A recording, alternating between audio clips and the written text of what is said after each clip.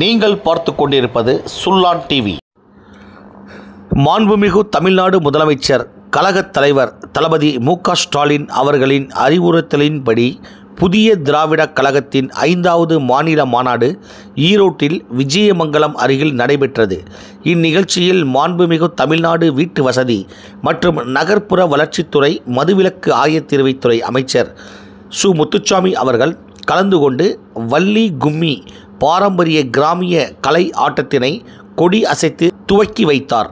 இந்நிகழ்ச்சியில் ஈரோடு தெற்கு மாவட்ட கழக நிர்வாகிகள் கலந்து கொண்டனர். இடம் விஜயமங்கலம் டோல்கேட்.